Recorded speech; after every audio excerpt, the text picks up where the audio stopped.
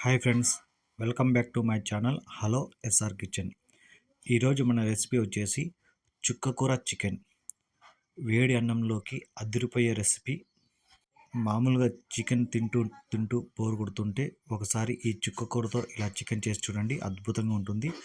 చిన్న పిల్లలు కూడా ఇష్టంగా తినే ఆకుకూర రెసిపీ ఇది. ఇది ఎలా చేయాలో ఇక చూసేద్దాం. ముందుగా మనం ఒక కట్ట ఇలా చుక్కకూర తీసుకొని శుభ్రంగా కడిగి చిన్న చిన్న ముక్కలుగా కట్ చేసి పక్కన పెట్టుకోవాలి. ఇలా పక్కన పెట్టుకున్న తర్వాత స్టవ్ ఆన్ చేసి కుక్కర్ పెట్టుకొని అందులో మనం ఒక 2 స్పూన్ల ఆయిల్ అయితే వేసుకుందాం. 2 స్పూన్ల ఆయిల్ మనకి వేడైన తర్వాత ఒక మీడియం సైజు ఉల్లిపాయని ఇలా చిన్న చిన్న ముక్కలుగా కట్ చేసి వేసుకోవాలి. ఈ ఉల్లిపాయ మొత్తం బాగా గోల్డెన్ కలర్ వచ్చేంత వరకు మనం వీటిని ఫ్రై చేసుకోవాలి. ఇలా కలుపుకుంటూనే ఫ్రై చేయాలి, లేదంటే కింద మాడిపోతుంది. తర్వాత ఒక 3-4 పచ్చిమిర్చిని ఇలా రౌండ్గా కట్ చేసి వేసుకుందాం. ఈ పచ్చిమిర్చి కూడా 1 నిమిషం పాటు ఫ్రై చేసుకోవాలి.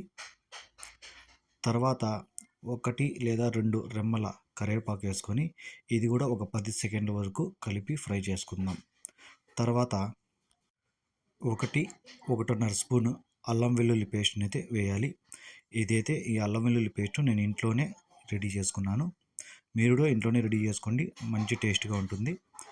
ఇది వేసుకున్న తర్వాత ఇందులో పచ్చి వాసన పోయేంత వరకు మనం బాగా 1-2 నిమిషాలు ఫ్రై చేసుకుందాం. మనకి టైంతో పని లేదు, ఈ పచ్చి వాసన పోయేంత వరకు మనకి మంచి టేస్ట్ వచ్చేంత వరకు వీటిని ఫ్రై చేసుకోవాలి. తర్వాత ఒక 1/2 kg చికెన్ అయితే నేను వేస్తున్నాను. వీటిని శుభ్రంగా కడుక్కొని ఇందులో వాటర్ లేకుండా తేమ ఏం లేకుండా మొత్తం ఈ చికెన్ ముక్కల్ని అయితే వేసి మొత్తం ఒకసారి బాగా కలుపుకోవాలి. ఈ అల్లం వెల్లుల్లి పేస్టు ఎర్రగడ్డలు మొత్తం ముక్కకి పట్టే వరకు బాగా 1 నిమిషం పాటు కలుపుకుందాం. ఇలా కలుపుకొని ఒక 2-3 నిమిషాలు మూత పెట్టకుండా ఇలాగే బాగా ఉడికేంత వరకు ఫ్రై చేసుకుందాం. తర్వాత మనకి రుచికి సరిపోయేంత ఉప్పు, ఒక 1/2 స్పూన్ అంత పసుపు, 1 స్పూను మిరప్పొడి. మీకు స్పైసీగా కావాలంటే ఒక 1/2 స్పూన్ ఎక్కువ వేసుకోండి. నేనైతే 1 స్పూన్ అయితే మిరప్పొడి అయితే వేసాను. ఇది వేసుకొని మొత్తం ఒకసారి బాగా కలుపుకోవాలి. మొత్తం ఇలా కలుపుకున్న తర్వాత మనకి 1 నిమిషం ఇలా కలుపుకొని ఫ్రై చేసుకుంటే ఇలా వాటర్ కొంచెం ఊరుతూ ఉంటుంది. అప్పుడు ఈ చుక్కకూర అయితే మనం వేసేయాలి. మీకు చుక్కకూర కావాలంటే ఇంకొక ఎక్స్ట్రా అయినా వేసుకోవచ్చు. నేనైతే కొంచెం లైట్గానే వేసాను, మీరు ఎక్కువ కావాలంటే వేసుకోవచ్చు. టేస్ట్లో ఏ డిఫరెన్స్ ఉండదు, ఇంకా టేస్ట్గానే ఉంటుంది చుక్కకూర వేసే కొద్దీ. వేసుకొని కలుపుకొని ఇలా ఫ్రై చేసుకుంటే మనకి ఇలా నీళ్ళు అయితే బాగా ఊరుతూ ఉంటాయి. అప్పుడు 1 స్పూన్ గరం మసాలా అయితే వేసుకుందాం. 1 స్పూన్ గరం మసాలా వేసుకొని మొత్తం ఒకసారి బాగా కలుపుకోవాలి. ఇలా బాగా కలుపుకొని మనకి గ్రేవీ ఎంత కావాలో అంత వాటర్ అయితే యాడ్ చేసుకుందాం. మనం మూత పెట్టి ఈ కుక్కర్లో ఉడకడానికి సరిపోయేంత వాటర్ అయితే వేసుకోవాలి.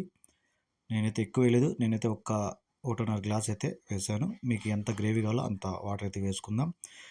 ఇలా మూత పెట్టేసి ఒక విజిల్ వచ్చేంత వరకు మనం వీటిని ఉడకబెట్టుకుందాం.